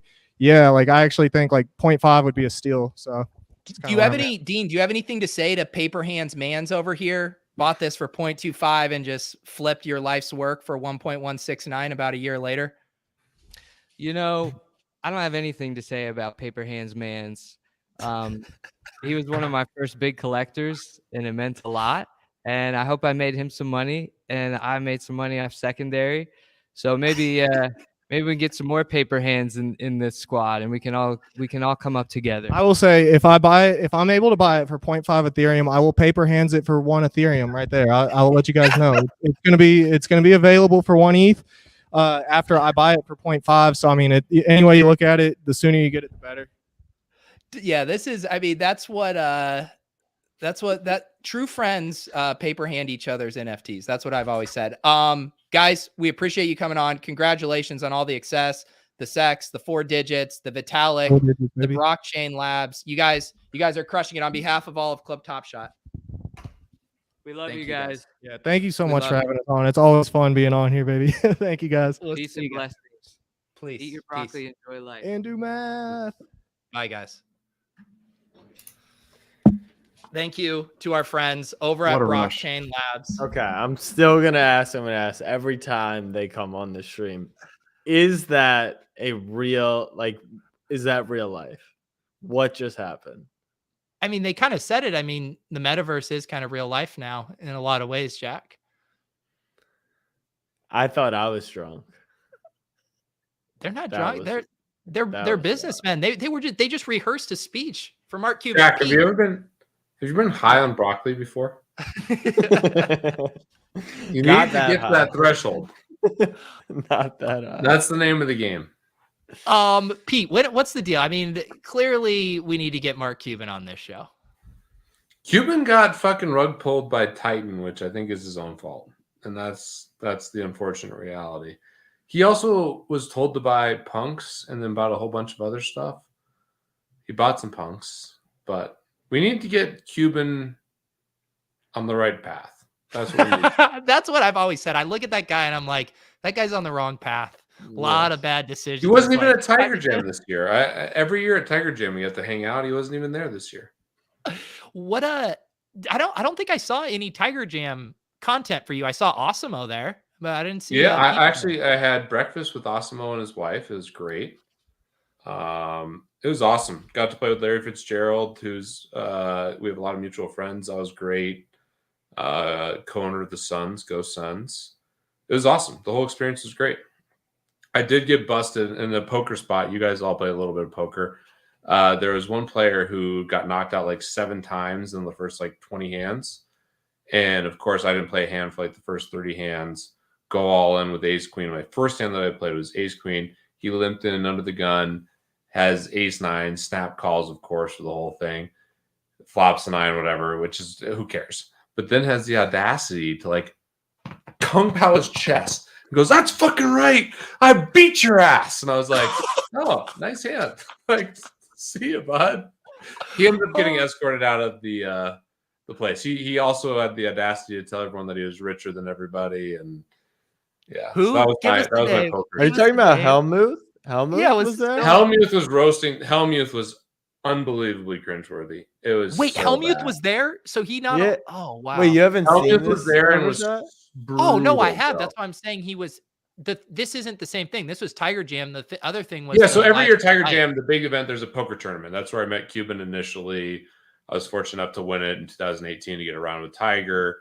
It's truly an awesome event. Helmuth's there every year. There's some clowns like the guy I just mentioned, but Helmuth every year has been a little little tough to deal with. Although it helped with Tiger because we were like kind of making fun of Phil, which was fun. This year he was like roasting everyone. He started off with Tiger, and he's like, "I have 16 world championships, and you only have 15 majors. Who's the king? Me." It's like, Phil, jeez. And he was wearing like, he always wears those like that like sweatsuit. He was wearing the sweatsuit, but only half. So he had half of his jacket on the whole night. For like 4 hours straight, he was wearing half of his jacket. Did you guys see that hand that he just had on that big the angle shooting? Yeah. Ridiculous. That was the greatest poker game ever, and then Phil was in there.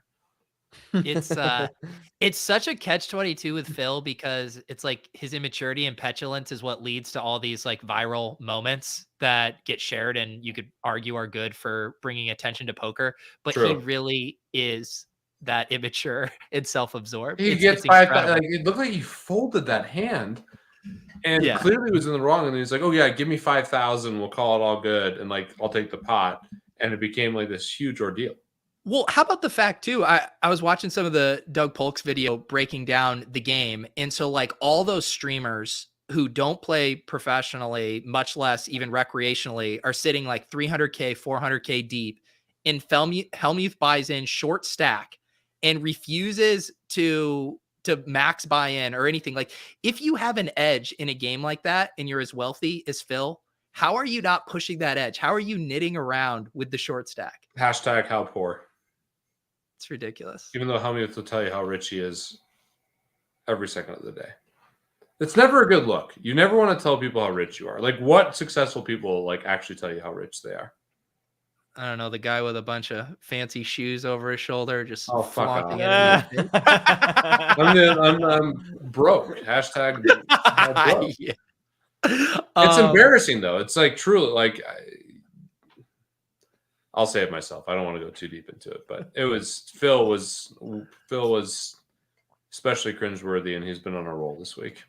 Who was I mean, I know you're immune to being starstruck at this point, but who was the other biggest star or person that was fun to see at Tiger Jam? It was Colin Morikawa was really cool. We went to Lady Gaga. I'm not like a huge Lady Gaga fan, or at least I wasn't.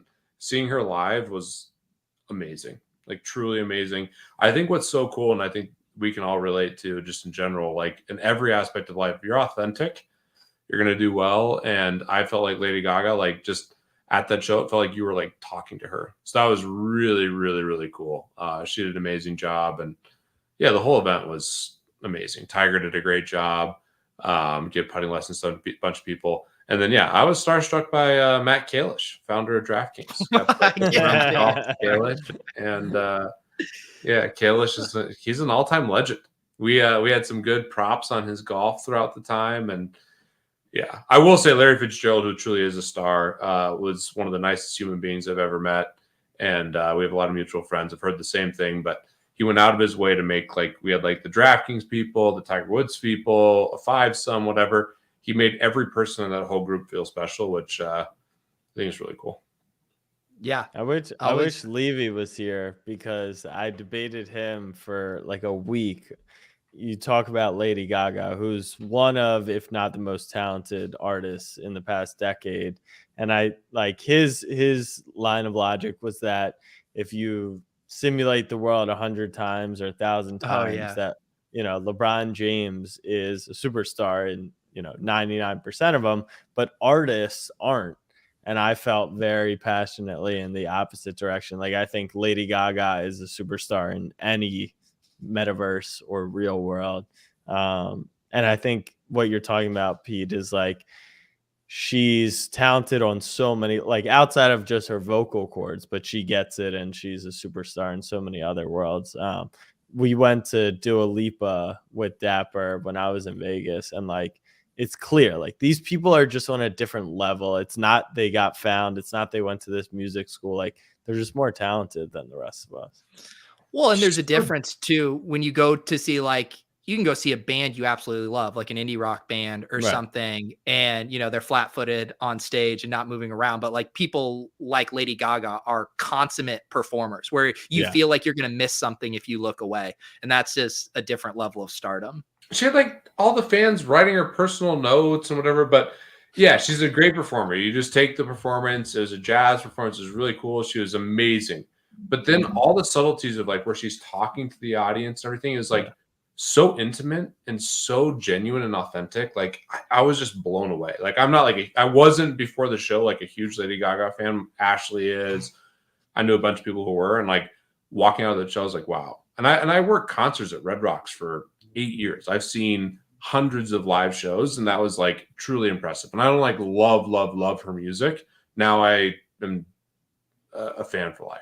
She's great. She was special. There you go. Like really. So if you ever have a chance to see her, I think it's clearly worthwhile. And yeah, she felt like she was just having a conversation with you. Like, how can you be like doing this crazy show and then just having like a general conversation? Like she even talked about it. She's like, if you go home at night with a stripper and they're in your bed the next morning, that's a hooker. Like, and she had like tons of conversations, like just funny little one-liners that were just like, it was just great. She was. This is why you watch this show. If you stick through the Zed horses, through the Brockchain Labs, at an hour 50, you get alpha. Like Lady Gaga is #good. That's really why good. we need to Really stick around. Any other hot takes anyone needs to get off their chest, or should we power this bad boy down? Real quick, because Club Top Shot should probably mention it. Big sale in Top Shot World, $28,000. Giannis Cosmic, was pretty excited to see that. Giannis, I think, is the best player in the world, and they got blown out tonight, but many would agree in the current standing. So good to see that. One thing I'm excited for, I've been looking at the marketplace recently. I would love to see the bid function. I think, correct me if I'm wrong, but I think they did say that was coming during the playoffs. Unfortunately, haven't really gotten an update. But yeah, Top Shot is. I bought a Chris Paul card from the Golden auction. I don't think Top Shot's going away. At this pricing is definitely intriguing to me. It's more reasonable than it was ever before. So yeah, I'm excited for bid functionality. I think that'll give a little bit of definitely activity, but really just like we need to find our pricing with all this stuff. Like, is there any interest for the top level stuff that we so want to trade? So yeah, I'm excited. That sale got me excited. Yeah, we were going to do a little segment with Mike. There was an interesting thread where someone was asking if you had $1 million that you were going to spend on Top Shot right now, where and how would you distribute it? So, NBL still holding strong as our resident Top Shot Maxi. Wasn't able to make it tonight. He is burning the candle on both ends with floaty stuff, but we will talk some more Top Shot with NBL next week. We appreciate you guys tuning in. I think we mentioned this last week, but we are going to be doing a show at the Underdog offices for NFT NYC week. Pete, do you think you can make it out for that? I actually think there's a chance. I heard Jeremy's going to have an epic party, so we're all invited. Yeah. This is have you guys gotten the word on this already? No, I haven't. Hamptons, Jeremy's throwing like an unreal party. So that's the weekend after NFT NYC. What? I thought that was supposed to be the same. What Yeah, NFT NYC is like the 20th through 23rd, more like early. He's doing it on the weekend. Yeah, but that is happening, Jenny. So you should come in town. I'll come for the weekend. Maybe and then we go to the Hamptons. Yeah. I'm going to Consensus. I got a wedding in Miami. But yeah, I'd love to see you guys. Yeah. So we're going to be aiming for Tuesday, June 21st. So if you're in New York, if you're out there for NFT NYC, we'll have more details for that. Probably have a meetup after as well. So circle your calendars for that. Like I mentioned, I don't think we're going to be able to pull off Vegas this year. So going to try to rally the meetup around New York. We should get a hoops run then. Yeah, I think we should get some in the Jack, day. I'm ready. I'm ready for You're hoops. Better. I'm out for I'm 3 a little weeks, better. But Not much better, but a little bit better. All right, guys. For Andy, for Jack, for Pete, I'm Pete. Thank you to Ryan from Know Your Horses. Thank you to Brockchain Labs. We'll see you guys next Tuesday. Peace out. I have to hit the outro.